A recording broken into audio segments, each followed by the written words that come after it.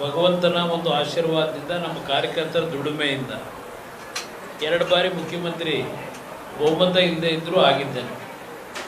ಈಗ ನೆನ್ನೆ ಬೇರೆ ನಮ್ಮ ಮಾಧ್ಯಮದ ಸ್ನೇಹಿತರುಗಳು ಏನೋ ಕುಮಾರಣ್ಣ ಮುಖ್ಯಮಂತ್ರಿ ಆಗಲಿಕ್ಕೆ ಇಲ್ಲಿಗೇನೋ ಬರ್ತಾ ಇದ್ದಾನೆ ಅಂತಕ್ಕಂಥದ್ದು ಒಂದು ವಾತಾವರಣ ನಮ್ಮ ಸ್ನೇಹಿತರುಗಳು, ಅವ್ರಿಗೂ ಆಸೆ ಇದೆ, ಅವ್ರಿಗೂ ಆಸೆ ಇದೆ, ಗೊತ್ತಿದೆ ನನಗೆ. ನನ್ನ ಬಗ್ಗೆ ಅವ್ರು ಏನು ಪ್ರೀತಿ ಇಟ್ಕೊಂಡಿದ್ದಾರೆ ಅನ್ನೋದು ಗೊತ್ತು ನನಗೆ.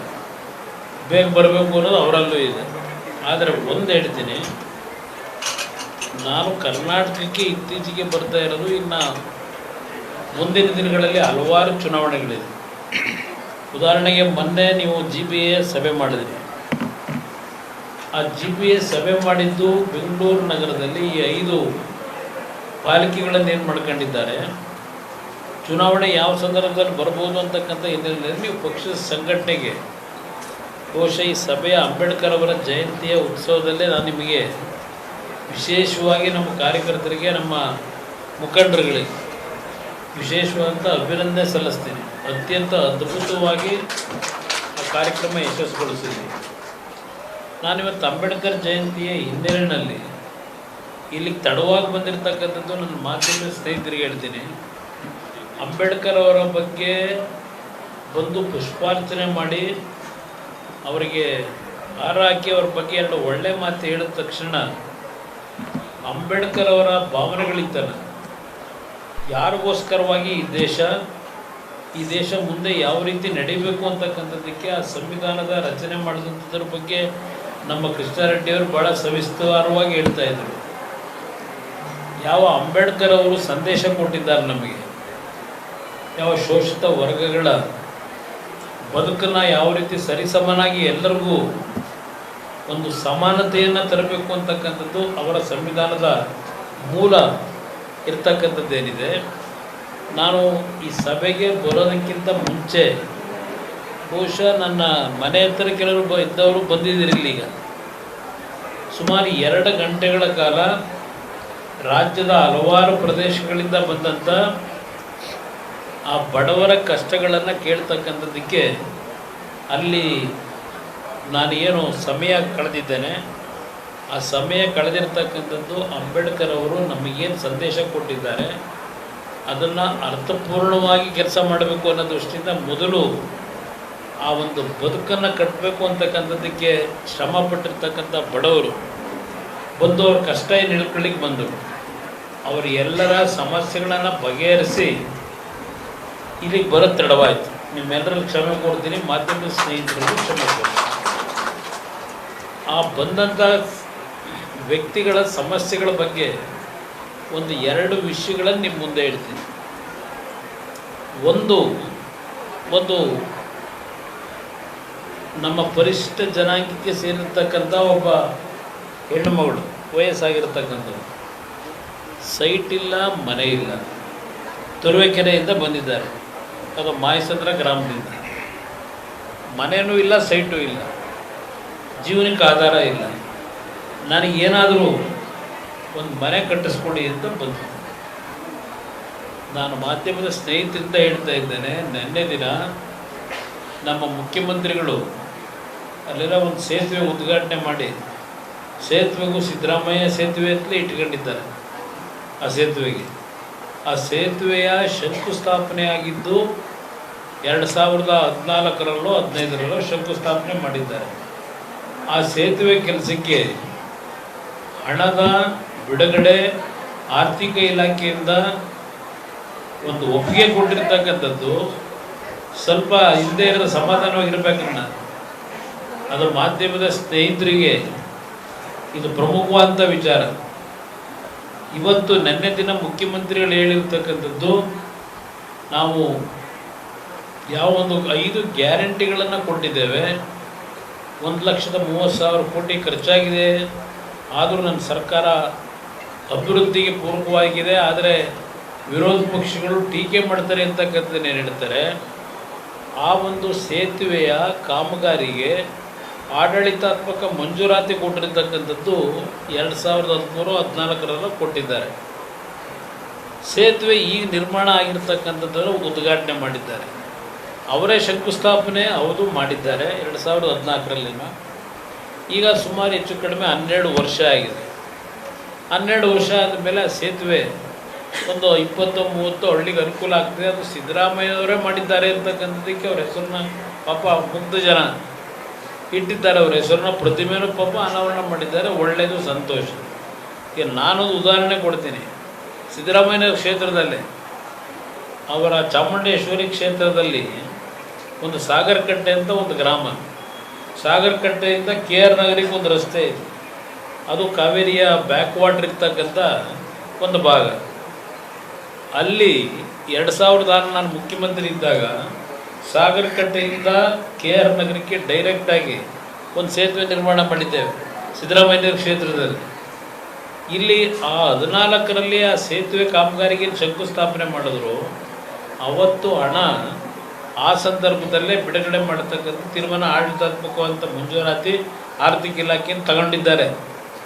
ಆ ದುಡ್ಡು ಇವತ್ತಿನ ಈ 3 ವರ್ಷದ ಸರ್ಕಾರದಲ್ಲಿ ಕೊಟ್ಟಿರೋ ದುಡ್ಡಲ್ಲ. ಅದು ಏನು ಸರ್ ತಿಪ್ಪೇಸ್ವಾಮಿ ಅವರೇ, ಈ 3 ವರ್ಷದ್ದಲ್ಲ, ಹಳೇ ಆಡಳಿತಾತ್ಮಕವಂತ ಮಂಜೂರಾತಿ 10 ವರ್ಷದಿಂದ.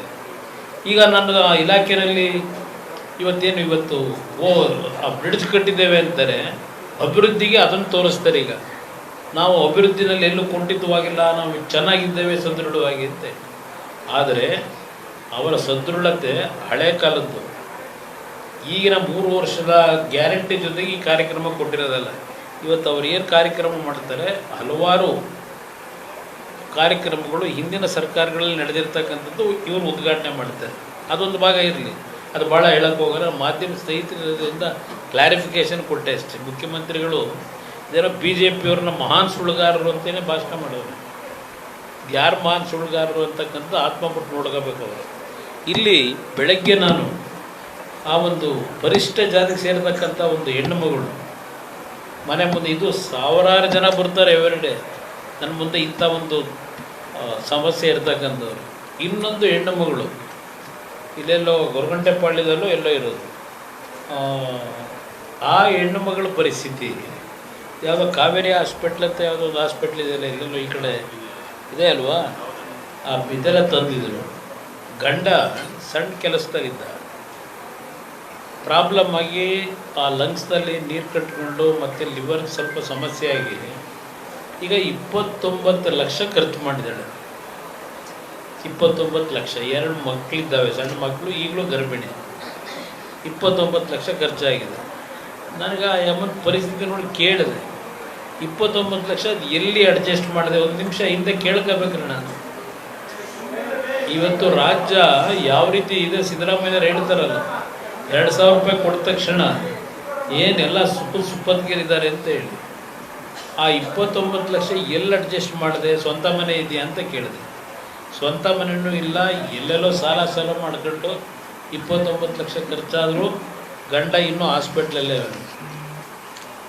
ಸುಲಭವಾಗಿ ಜೀವ ಸಿಗುತ್ತೆ ಅನ್ನೋದು ಕೇಳಿದೆ. ಡಾಕ್ಟ್ರ್ ಏನು ಹೇಳ್ತಾರಮ್ಮ ಅಂತ ಹೇಳಿ, ಇಲ್ಲ ಏನೋ ಒಂದು ಆಸೆ ಹೆಚ್ಚು ಕಡಿಮೆ ಆದರೆ ಏನಪ್ಪ ಮಾಡೋದು, ನಮ್ಮ ಗಂಡನ ಉಳಿಸ್ಕೋಬೇಕು ಅಂತ ಹೇಳಿ ಇನ್ನೂ ಆ ಹೆಣ್ಣು ಮಗಳು ಬೀದಿ ಅಲಿತಾ ಇದ್ದಾಳೆ.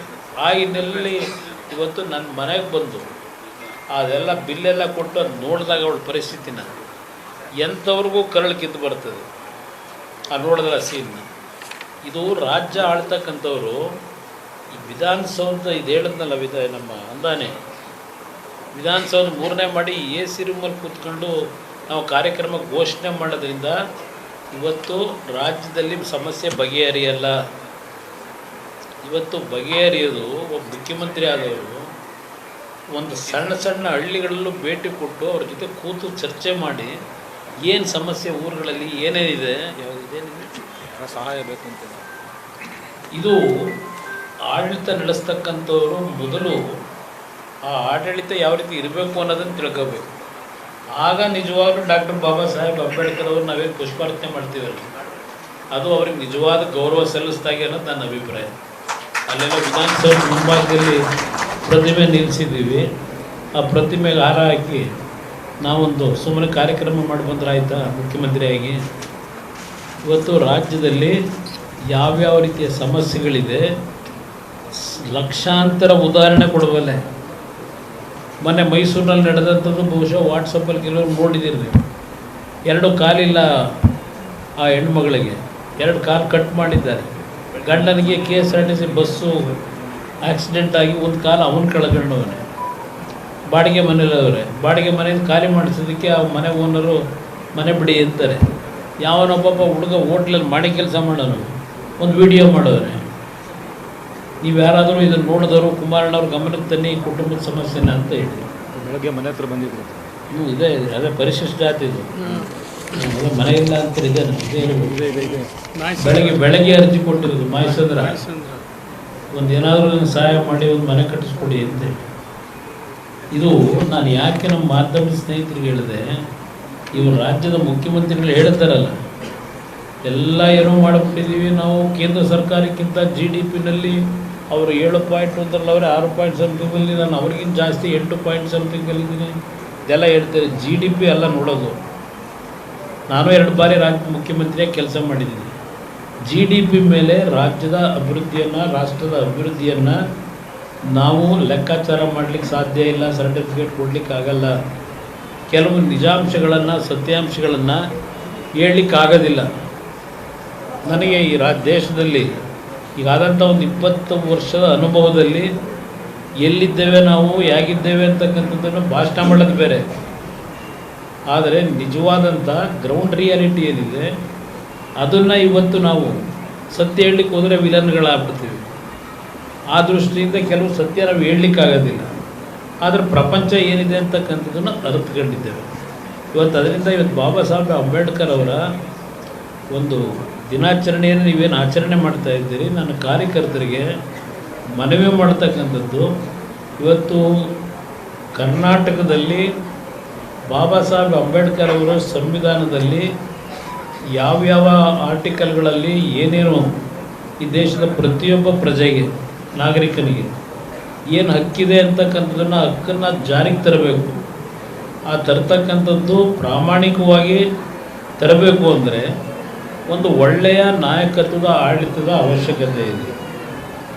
ಆ ಹಿನ್ನೆಲೆಯಲ್ಲಿ ನಿಮ್ಮ ಮುಂದೆ ನನ್ನ ಮನವಿ, ಮುಖ್ಯಮಂತ್ರಿ ಯಾರಾಗೋದು ಬಿಡೋದು ಆಮೇಲೆ ನೋಡೋಣ, ಬಟ್ ಈ ರಾಜ್ಯದಲ್ಲಿ ಒಂದು ಉತ್ತಮವಾದ ಆಡಳಿತ ಕೊಡ್ತಕ್ಕಂಥ ಒಂದು ವ್ಯವಸ್ಥೆ ತರಲಿಕ್ಕೆ ನನ್ನ ಕಾರ್ಯಕರ್ತರಿಗೆ ನಾನು ಮನವಿ ಮಾಡೋದು, ವಿಶೇಷವಾಗಿ ಯುವಕರಿಗೆ. ಇವತ್ತು ಯುವಕರ ಪರಿಸ್ಥಿತಿಗಳು ಗೊತ್ತು ನನಗೆ.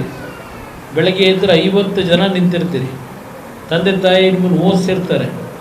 Computer science, mechanical engineer, civil engineer, ITI, diploma, ಹೀಗೆ ಹಲವಾರು ರೀತಿ ಓದಿರ್ತೀರಿ. ದಿವಸಕ್ಕೆ 50 ಜನ 100 ಜನ ಮನೆ ಹತ್ರ ಬರ್ತೀರಿ. ನಾನು ಮನೆ ಹತ್ರ ಬಂದಂಥವ್ರನ್ನ ಮಾಧ್ಯಮ ಸ್ನೇಹಿತರಿಗೆ ಹೇಳೋದು, ಅರ್ಜಿನ ತಗೊಂಬಿಟ್ಟು ಹಾಗೆ ವಾಪಸ್ ಕಳಿಸಲ್ಲ. ಸಾಧ್ಯವಾದ ಮಟ್ಟಿಗೆ ಯಾರಿಗೆ ಹೇಳಿ ಅವರಿಂದ ಕೆಲಸ ಮಾಡಿಸಬೇಕು. ಫೋನ್ ಮಾಡಿ, ಫೋನ್ ತೆಗೆದುಕೊಂಡು ಫೋನ್ ಮುಖಾಂತರ ಅವ್ರಿಗೆ ಮನವಿ ಮಾಡಿ. ನನ್ನ ಒಂದು ಮನವಿ ಬೇರೆ ಥರ, ನಾನು ಮನವಿ ಮಾಡ್ತಕ್ಕಂಥ ವಿಧಾನವೇ ಬೇರೆ. ಅದಕ್ಕೆ ಆ ಒಂದು ನಾನು ಮಾಡ್ತಕ್ಕಂಥ ಭಾಷೆ, ನನ್ನ ಪ್ರೆಸೆಂಟೇಷನಲ್ಲಿ ಭಾಳ ಜನ ಅಯ್ಯೋ ಸರ್ ನೀವು ಈ ಥರ ಹೇಳ್ಬೇಡಿ, ಕಳಿಸ್ಕೊಡಿ, ನಾವೇನಾದರೂ ಸಹಾಯ ಮಾಡ್ತೀವಿ, ಈ ಭಾವನೆಯನ್ನು ವ್ಯಕ್ತಪಡಿಸ್ತಾರೆ. ದುರಹಂಕಾರದಲ್ಲಿ ನಾನೇನೋ ಒಂದು ದೊಡ್ಡ ಮಟ್ಟದಲ್ಲಿ ಅಧಿಕಾರದಲ್ಲಿದ್ದೀನಿ ಅಂತ ಹೇಳಿ ನಾವು ಮಾತಾಡಿದಾಗ ನಮ್ಮ ಹತ್ರ ಬಂದು ಏನೋ ಒಂದು ಉಪಯೋಗ ಪಡ್ಕೊಳ್ಳೋಕೆ ಬರ್ತಕ್ಕಂಥವ್ರಿಗೆ ಉಪಯೋಗ ಬರಲ್ಲ. ಇದೆಲ್ಲ ನನ್ನ ಅನುಭವ ಆಗಿದೆ. ಇವತ್ತು ನನ್ನ ಕಾರ್ಯಕರ್ತರಿಗೆ ಒಂದು ಶಪಥ ಮಾಡಿ, ಅಂಬೇಡ್ಕರ್ ಅವರು, ಬಾಬು ಜಗಜೀವನ್ ರಾಮ್ ಅವರ ಫೋಟೋ ಇಲ್ಲೇನಿಟ್ಟು ಅವ್ರಿಗೆ ಗೌರವ ಸಲ್ಲಿಸ್ತಾ ಇದ್ದೀರಿ. ಆ ಗೌರವ ಈ ರಾಜ್ಯದಲ್ಲಿ, ನಾನು ದೇಶದ ಆಮೇಲೆ ಮಾತಾಡೋಣ, ಈ ರಾಜ್ಯದಲ್ಲಿ ಅವರಿಗೆ ಗೌರವ ತರ್ತಕ್ಕಂಥ ನಿಟ್ಟಿನಲ್ಲಿ ಈ ಸಂವಿಧಾನಕ್ಕೆ ಒಂದು ಜೋಬಲ್ಲಿ ಇಟ್ಕೊಂಡು ಓಡಾಡೋದ್ರೇನು ಉಪಯೋಗ ಬರಲ್ಲ.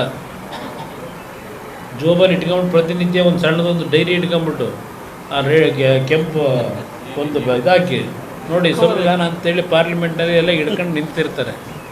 ಅದರಿಂದ ಅಂಬೇಡ್ಕರಿಗೆ ಗೌರವ ತರೋಕ್ಕಾಗಲ್ಲ, ಅದರಿಂದ ಸಂವಿಧಾನವನ್ನು ರಕ್ಷಣೆ ಮಾಡೋಕ್ಕೂ ಆಗಲ್ಲ. ಇವತ್ತು ಸಂವಿಧಾನಕ್ಕೆ ಒಂದು ಗೌರವ ದೊರಕಬೇಕಾದರೆ ಇವತ್ತು ನಮ್ಮ ದೇಶದ ಸಂವಿಧಾನ ಬಹುಶಃ ವರ್ಲ್ಡಲ್ಲೇ ಎಲ್ಲೂ ಇಲ್ಲ ಅಂಥ ಒಂದು ಸಂವಿಧಾನ ರಚನೆ ಮಾಡಿದ್ದಾರೆ ಅಂಬೇಡ್ಕರ್ ಅವರು. ಅದಕ್ಕೆ ನಾವು ಅವರಿಗೆ ಚಿರಋಣಿಗಳಾಗಿರ್ಬೇಕು ನಾವು. ಆ ಹಿನ್ನೆಲೆಯಲ್ಲಿ ಇವತ್ತು ನಾನು ನಿಮ್ಮ ಮನವಿ ಮಾಡೋದು, ತಾವು ಇಲ್ಲೆಲ್ಲ ರಮೇಶ್ ಗೌಡ ಹೇಳ್ತಿದ್ದಲ್ಲ, 1 ಗಂಟೆ ಈ ರಾಜ್ಯದ ಭವಿಷ್ಯಕ್ಕೋಸ್ಕರವಾಗಿ ನಮ್ಮ ಪಕ್ಷದ ಕಾರ್ಯಕರ್ತರು ಪ್ರಾಮಾಣಿಕರಿದ್ದೀರಿ, ನಿಷ್ಠಾವಂತರಿದ್ದೀರಿ, ಎಲ್ಲ ಒಂದು ಕಡೆ ಮೈ ಮರೀತೀರಿ.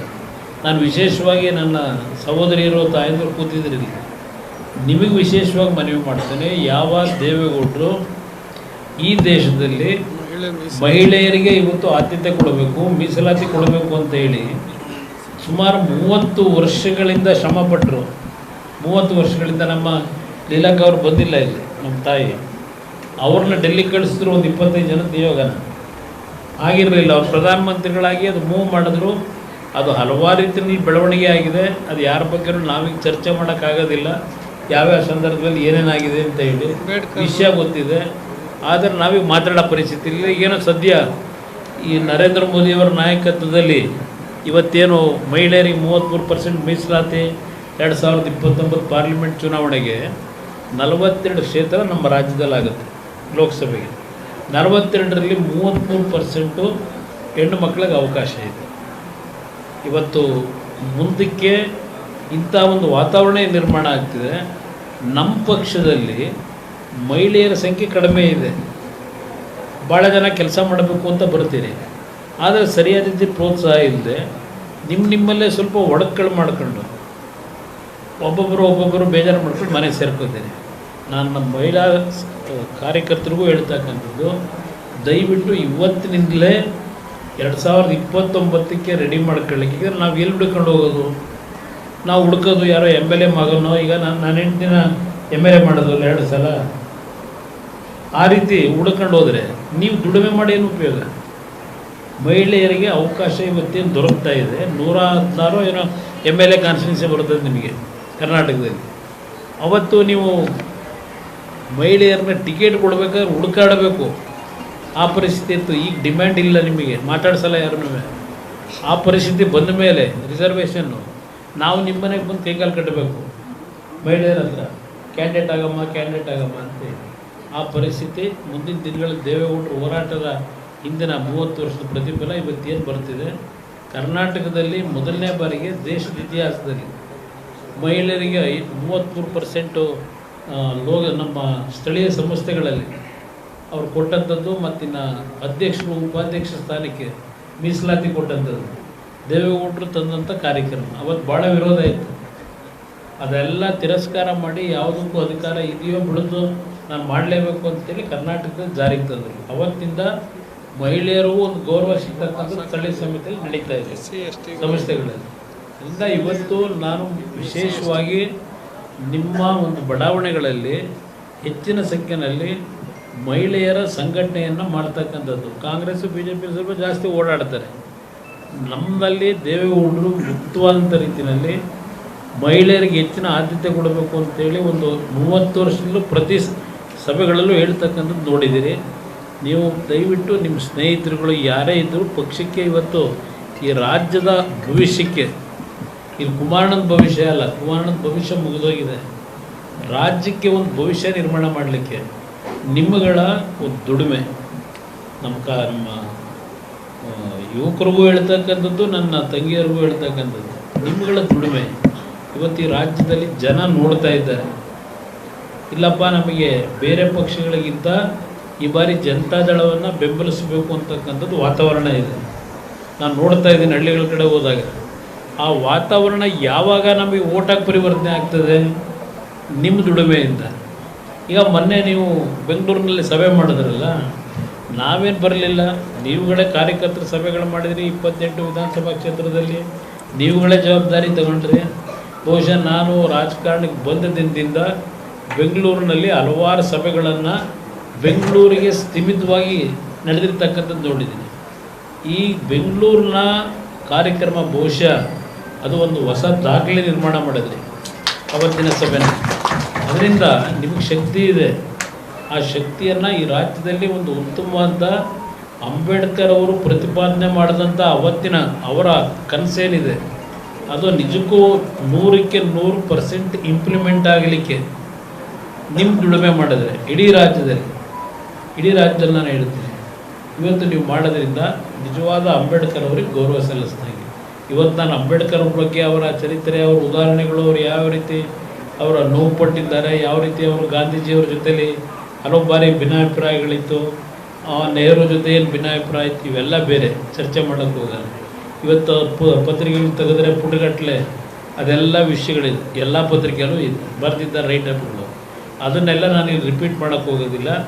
ಅದರ ಒಂದು ನಿಮ್ಮಲ್ಲಿ ಹೇಳೋದು, ಅಂಬೇಡ್ಕರ್ ಅವರು ನಿಜವಾದ ಗೌರವ ತರಬೇಕು ಅಂದರೆ ಇವತ್ತು ಈ ರಾಜ್ಯ ಪ್ರಥಮ, ನಾನು ರಾಷ್ಟ್ರದ ಆಮೇಲೆ ಮಾತಾಡೋಣ, ತೊಂದರೆ ಇಲ್ಲ. ಆದರೆ ರಾಜ್ಯದಲ್ಲಿ ಇವತ್ತು ನಮ್ಮ ಮುಂದೆ ಇರತಕ್ಕಂಥ ಅಗ್ನಿ ಪರೀಕ್ಷೆ ಹೋರಾಟ, ಆ ಹೋರಾಟದಲ್ಲಿ ಜನ ನಿಮ್ಮ ಕೈ ಹಿಡಿತಾರೆ. ನಮ್ಮ ಹೆಣ್ಮಕ್ಳಿಗೂ ಹೇಳ್ತಕ್ಕಂಥದ್ದು, ಕೆಲವು ಕ್ಷೇತ್ರಗಳಲ್ಲಿ ಪ್ರಾಮಾಣಿಕವಾಗಿ ನೀವು ದುಡಿಮೆ ಮಾಡ್ತಕ್ಕಂಥದ್ದು ನಿಮ್ಮನ್ನು ನೀವು ತೊಡಗಿಸ್ಕೊಳ್ಳಿ, ಅನುಕೂಲ ಆಗ್ತದೆ. ಲೀಡರ್ಗಳ ಹಿಂದೆ ಸುತ್ತೋದು ಪತ್ತೋದು ಬೇರೆ ವಿಷಯ. ನಿಮ್ಗೆ ಏನಾದರೂ ಸಮಸ್ಯೆಗಳಿದ್ದರೆ ನೇರವಾಗಿ ತಿಪ್ಪೇಸ್ವಾಮಿ ಅವರು ಇರ್ತಾರೆ ಪಕ್ಷದ ಕಚೇರಿಗೆ, ಇಲ್ಲ ನಾನು ಹಲವಾರು ಬಾರಿ ಬರ್ತೀನಿ. 20ನೇ ತಾರೀಕು ಮೇಲೆ ವಾರದಲ್ಲಿ 1 ದಿವಸ 2 ದಿವಸ ನಾನು ಕರ್ನಾಟಕದಲ್ಲೇ ಇರ್ತೀನಿ.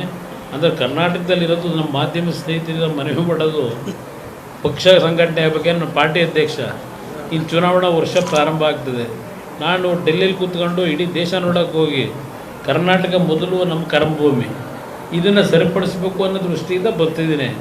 ಮುಖ್ಯಮಂತ್ರಿ ಈಗಾಗಲೇ 2 ಬಾರಿ ಆಗೋಗಿದ್ದೀನಿ, 3ನೇ ಬಾರಿ ಆಗಬೇಕು ಅಂದರೆ ಅದೇನು ನನ್ನ ಕೈಲಿಲ್ಲ, ರಾಜ್ಯದ ಜನ ಭಗವಂತ.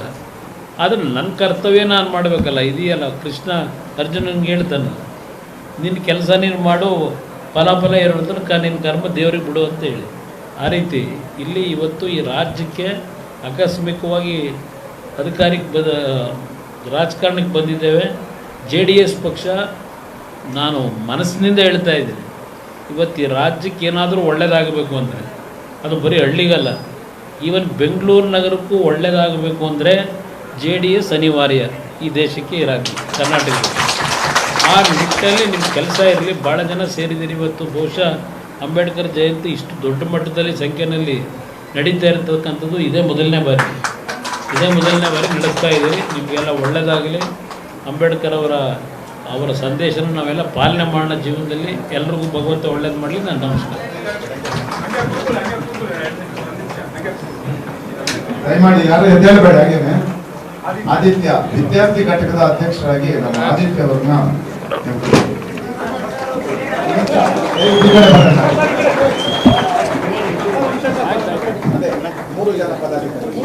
ವಿನಯ್ ಮತ್ತೆ ಆದಿತ್ಯ ದಯಮಾಡಿ.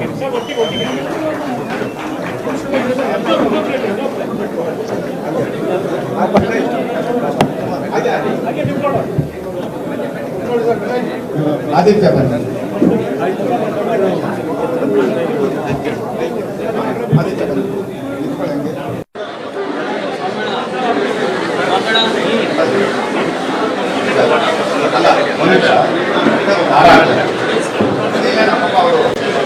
ಬಂದಾಗ ಹಾಕ್ಬಿಡಿ.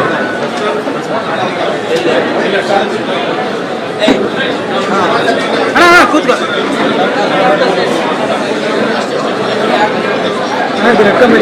ತುಳಿದಾಕ್ಬಿಡ್ತಾರೆ.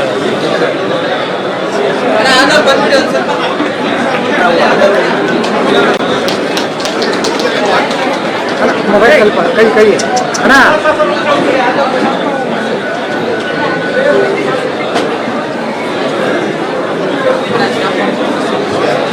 ಎಲ್ರಿಗೂ ಸಹ ಊಟದ ವ್ಯವಸ್ಥೆ ಇದೆ.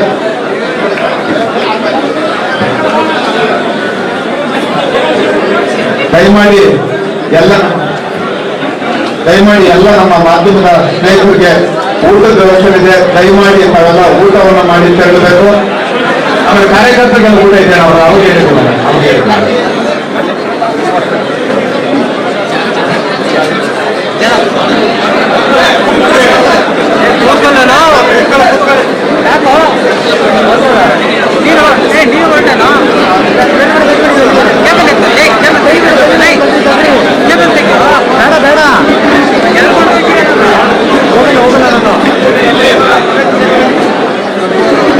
ದಯಮಾಡಿ ಅಣ್ಣ ಆದರೂ ಎಲ್ಲ ದಯಮಾಡಿ ಒಂಚೂರು ಹಾಗೆ ಬನ್ನಿ. ನಟರಾಜ್ ನೀವು ಬನ್ನಿ. ದಯಮಾಡಿ ಇಲ್ಲಿರ್ತಕ್ಕಂಥವ್ರೆಲ್ಲ ದಯಮಾಡಿ ಸ್ವಲ್ಪ ಈ ಕಡೆ ಬನ್ನಿ.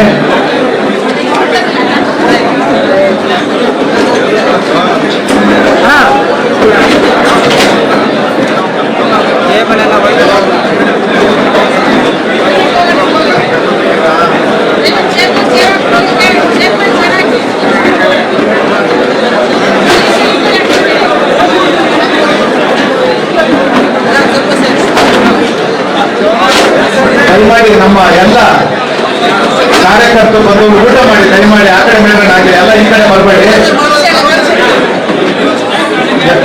ನಡೆಯೋಣ, ನಡೆಯಿರಿ ದಯವಿಟ್ಟು. ಮಾಧ್ಯಮದವರಿಗೆ ದಯಮಾಡಿ ಒಂಚೂರು ಜಾಗ ಮಾಡಿ ದಯಮಾಡಿ. ಹೆಚ್ಚಿನ ವಿಡಿಯೋಗಳಿಗೆ ಪ್ರತಿಧ್ವನಿ ಯೂಟ್ಯೂಬ್ ಚಾನೆಲ್ ಸಬ್ಸ್ಕ್ರೈಬ್ ಮಾಡಿ, ಬೆಲ್ ಐಕಾನ್ ಕ್ಲಿಕ್ ಮಾಡಿ.